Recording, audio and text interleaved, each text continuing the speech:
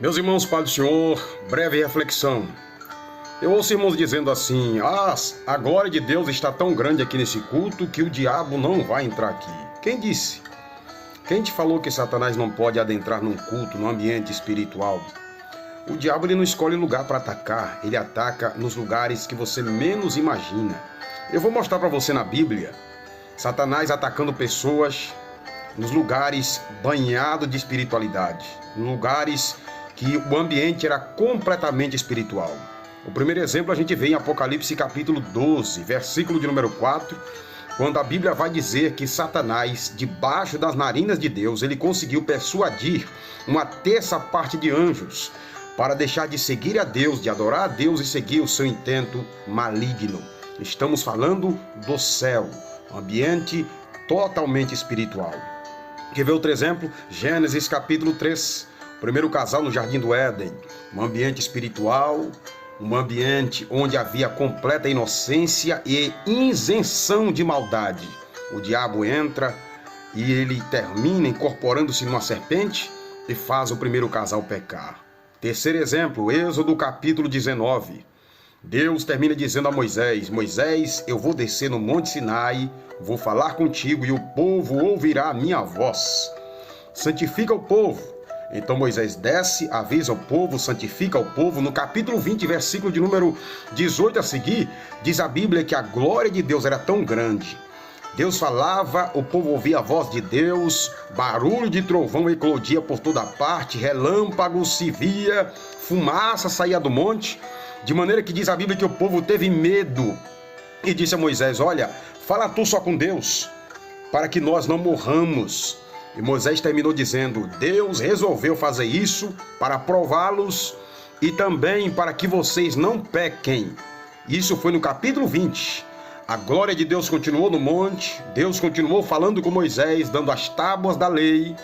Moisés continuou lá, mas quando chega em Êxodo capítulo 32, o povo chama Arão.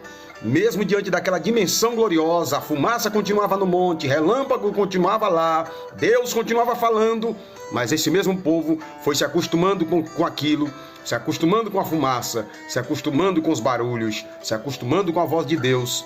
E no capítulo 32 chega para Arão e diz assim: Moisés, teu irmão já está morto, e nós precisamos fazer um Deus para que possamos adorar, porque Moisés morreu. E aí você já sabe da história. Arão cede ao desejo do povo, o povo faz um bezerro de ouro, o povo bebe, o povo dança, faz um culto para aquele bezerro e termina dizendo: este é o nosso Deus que nos tirou da terra do Egito. Imagine que coisa absurda. Você continua ainda lendo a Bíblia e Satanás continua atacando pessoas em ambientes espirituais. Satanás termina atacando alguém que foi usado por Deus de maneira poderosa e logo depois já foi atacado pelo maligno. Quer ver este exemplo? Mateus capítulo 16, versículo de número 17. O Senhor chega para os discípulos e termina dizendo assim: o que dizem os homens ser o Filho do Homem? E aí os discípulos começaram a dizer: olha, Senhor, uns acham que o Senhor é Elias, outros acham que o Senhor é um dos profetas. De repente, o Senhor olha para os discípulos e diz assim: e vós, que dizeis ser o Filho do Homem? Reina um silêncio, mas de repente Pedro toma a palavra e diz: tu és o Cristo, o Filho do Deus vivo. Capítulo 16 de Mateus, versículo 17, Jesus disse: bem-aventurado és tu, Simão, filho de Jonas, porque não foi a carne que te revelou, mas meu Pai que está nos céus. Pedro teve uma revelação naquele momento, dada pelo próprio Deus, que Jesus era o Filho do Deus vivo. Mas continua Jesus falando com seus discípulos. Quando chega no capítulo de número 18 a seguir, Jesus começa a dizer: convém que eu vá, convém que eu morra, que eu padeça por vós, que eu seja crucificado. E de repente Satanás entra naquela cena, naquele ambiente espiritual, termina colocando palavras na mente de Pedro, porque aquilo ali não foi uma possessão, mas foi uma opressão. E Pedro termina dizendo: Senhor, tenha dó de ti mesmo, não faças tal coisa, tenha piedade da tua alma.